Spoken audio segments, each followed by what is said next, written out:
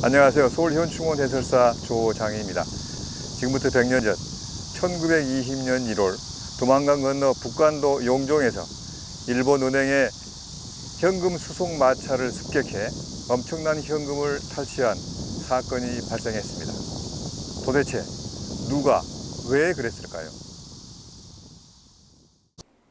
한 해 전인 1919년 3월 1일 3.1 독립만세 운동은 국내뿐만 아니라 국외에 거주하던 많은 우리 동포들에게도 독립을 염원하는 불꽃이 번지도록 하였고, 북한도 용정에서도 3월 13일 약 3만여 명의 동포들이 참여한 3.13 독립만세운동이 일어났습니다.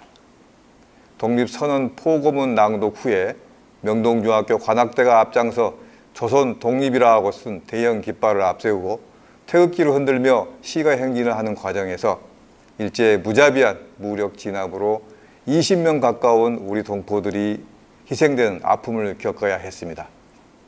비폭력, 평화적인 방법으로의 시위가 무력으로 무참히 짓밟히게 되자 독립지사들은 무력을 기를 필요를 느꼈고 무장투쟁을 위한 자금 마련을 모색하게 되었던 것이죠.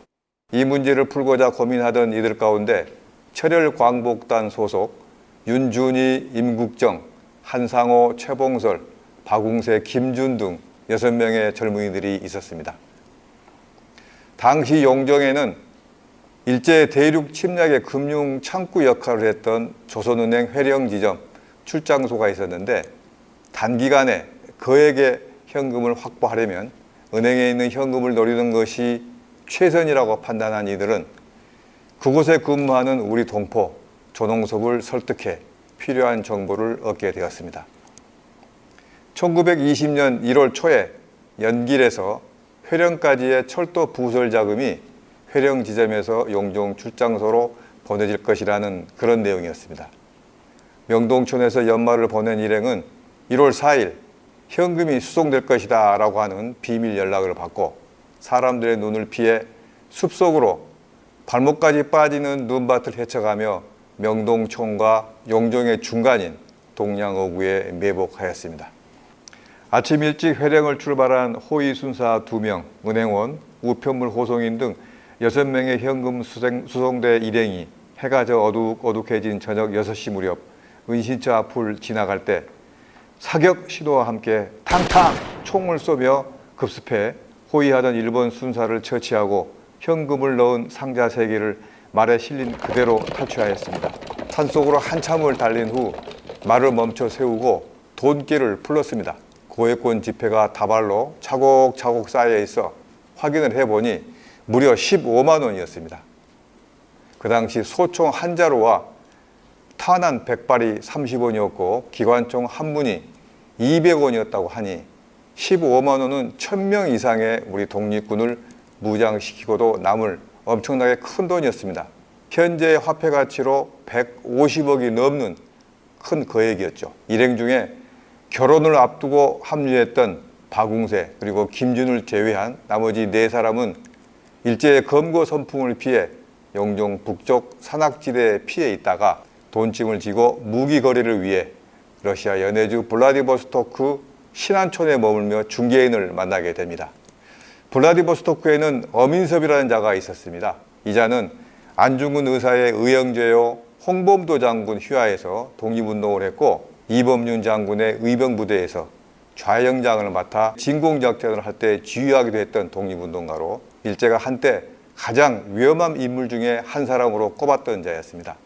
1910년 경술국치 이후 변절해 무기상이자 일제 첩자 밀정으로 활동 중이었습니다.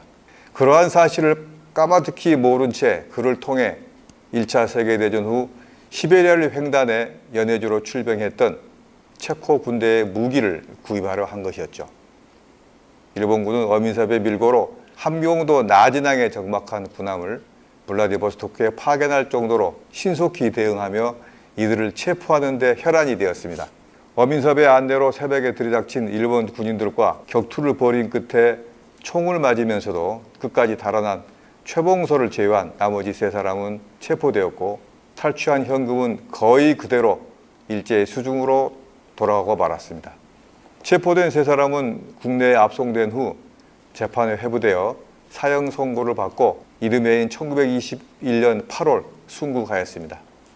위에는 서울 현충원으로 이장해 현재 독립유공자묘역에 모셔져 계십니다. 현금 수송 정보를 제공했던 전홍섭 선생도 체포되어 징역 15년 선고를 받고 복역 중에 보석으로 풀려나와 러시아로 가족과 함께 가서 독립운동을 펼쳤습니다. 현재 서울 현충원 무선열재단의 위패로 모셔져 계십니다. 탈출에 성공했던 최봉설 선생은 감옥에 갇힌 동지 3사람을 구출하기 위해 서울에 몰래 들어왔지만 뜻을 이루지 못하고 가족과 함께 러시아로 가서 독립운동을 하였습니다. 1973년 세상을 뜨시고 현재 카자흐스탄에 부인과 함께 잠들어 계십니다. 대한민국 임시정부는 정부 수립 2년 차인 1920년을 독립전쟁의 해로 선포하고 독립전쟁을 일으키겠다는 의지를 대외에 밝혔고 그해 6월 여러분들 잘 아시는 봉오동 전투와 10월 청산리 전투에서 일본 군들을 크게 무찌른 대승을 거두었습니다. 이분들의 15만 원 탈취 의거가 성공했더라면 항일 독립전쟁의 판도가 크게 바뀌었을 거라고 생각을 해봅니다. 오늘의 우리가 있게 해주신 우리의 영웅들, 그동안 잊고 지내지는 않았는지 반성하고 다짐하는 시간을 가져봅니다. 고맙습니다. 잊지 않겠습니다.